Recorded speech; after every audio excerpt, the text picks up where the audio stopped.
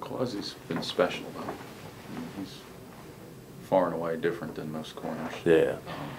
Can you talk about why he's so special and what he's meant to you, to the program? I mean, he's a unique talent for our division. You know, he's extremely fast. If you look at his physique, he's very well built. And he has a knack, you know, for special teams wise, starting off. Just seeing some of his kickoff and punt returns, especially punt returns this year. I mean, you probably won't ever see those type of punt returns again.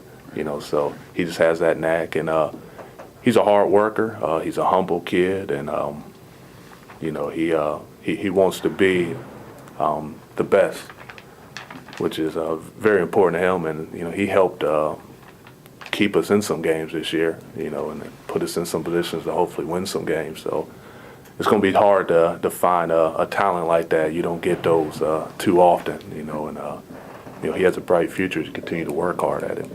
When did you guys realize that he was somebody special? You know, middle of last season, you know, he had, I think, one career interception. Nobody was really talking, at least, you know, amongst us. I don't know about the coaches, whatever, as far as an NFL future. Then all of a sudden he takes off. He has 7 interceptions over the last 3 or 4 games of last season. Obviously, he's doing what he's doing this year. Is that kind of when, like, he started opening eyes, or did they know about him even before he started putting up these numbers? You know, Quasi came from you know, inner city Columbus. You know, football there wasn't great. You know, they just kind of rolled out of football and started to play. You know, so he really didn't have an extensive football background like a lot of our guys do coming in. So it took him a little while to get used to playing what you would call organized football.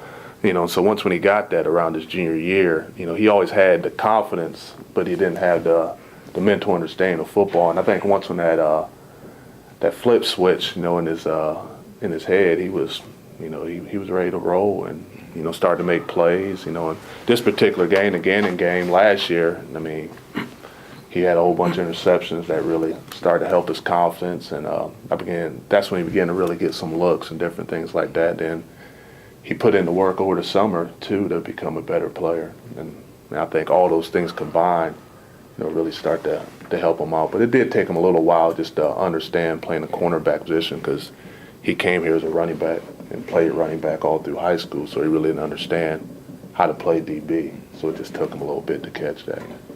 Is it easier to coach a veteran group of DBs that you have now? Easier to coach them? Yeah. From the aspect they got reps, they got experience. I mean, the guys I'm coaching, they played, you know, for a while. So in that sense, it's easier because they kind of been through the fire a little bit. So it does. Experience always helps, you know, guys you're coaching. It always does. You ready for the challenge next year? Getting a whole group of younger guys, new group of younger guys in there? Yeah, it'd be fun. It'd be fun for to see how guys step up. I mean, it'd be a new opportunity for guys to get to step up to the plate and get their chance to kind of follow in the footsteps of, you know, the former players that have been here, you know, like Quasi and Wells. I mean, those two guys are playing a heck of football for us right now. And so it's going to be some shoes to fill, but I think we got guys, you know, in the program, and we're going to go out and recruit some guys that can, you know, fill those voids that we have. Definitely. There's not going to be an issue with Andre being able to come back. No, Frank said he'll be fine. He'll be fine. Just a little bit of nerve damage that he had on that particular hit. You know, and it just takes time for those nerves to kind of to heal and come back. So I mean, he'll probably be back around in the spring and be fine, be 100%. Might get a medical red shirt out of this year also. They're talking about. So we'll see. Be nice to have him back next season. Is there anybody hurting for Saturday? You know, surprisingly, we're really healthy right now. Other than the flu? Yeah, other than the flu, you know, but as far as, you know, injuries don't keep guys out the game, I mean, we are healthy right now. Our old line is healthy, and, you know, every other position is ready to go. Tonga came out okay? Yeah, he did. Came out okay. Played surprisingly well, you know, for being out when he was. And he played a good game. And Nate Tucker got a little dinged up during the game, but you know, he was out yesterday running around and he was fine. And so our O-line's intact right now. Is Ginn doing anything different from last year? No, they're doing the exact same thing on offense. one back, getting into the gun, inside, outside zone. Only thing really different is Bodeker is the full-time guy now. They were going between him and Bartley, but Bodeker's the guy, and he poses a threat because he can run around and do some things with his legs, which is going to be a little different than what we've been seeing. He's probably the best running quarterback that we've seen all year, so that's going to pose a little challenge for us defensively. And they got some tall receivers this year. Most of the receivers are 6'3", 6'4". I think they got 2 6'5" guys, playing wide receivers. So, that's going to be a little different for us as well. Then defensively, they just do what they do. They stick to what they do, and they're giving up some yards, but it's kind of a bend don't break defense is what they have. Last year you guys had 9 turnovers, I think it was. Yeah, I believe it was. I believe it was 9 turns.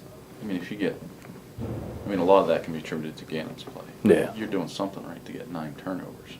Yeah, we had a lot of pressure on the quarterback, and when they did throw it, guys caught the football, and we forced some fumbles as well, and so like you said, it was a little bit of what they were doing, but we did have a part to play, in those turnovers as well. It'd be nice to get 9 again. That definitely helps out every game when you get a whole bunch of turnovers. The problem last year seemed to be offense couldn't punch it in the end zone. 5 points, but you had all those opportunities. Yeah, had a lot of opportunities, but they capitalized on some things they did, and give it to Gannon. They were a good football team last year. They had some guys up front who were some real good football players, really good. And they got after us and posed a challenge. So, they were good on defense. It wasn't just our offense couldn't punch it in. They did a good job on their end also. Tep said he usually go through the Gannon stuff. Does he go through that with y'all? Yeah. Yes. All right. Gannon's 4-5 right now. They got wins against Lake Erie, Cheney. They did beat Slippery Rock with surprising score, 51-48, and shut out Lockhaven 27-0. So most of their wins come at home. And then their losses was East Stroudsburg, lost 21-38, lost to Cal 10-52, lost to Edinboro 20-22, Clarion 21-42, and Mercyhurst in the rivalry game there 17-27. So they've improved quite a bit, and like I said, they play really well at home. So, and special teams wise, they average 32.2. They have 2 blocked punts. Their net punt is 29.1. Their punt return is 12.9. Tyler Bates, backup running back, is the returner. Kickoff wise, they get it to the 12-yard line. Kickoff return 8.2. They're 27-28 in PAT and 9-12 in their field goals. So then they're averaging scoring 25.8. They're giving up 30.2. Rush yards, they're 171. They got 2 good running backs, 2 really good running backs. And then they're giving up 173 yards a game on the ground. They're passing for 162 and giving up 192. So, they're not bad. They're not a bad team at all.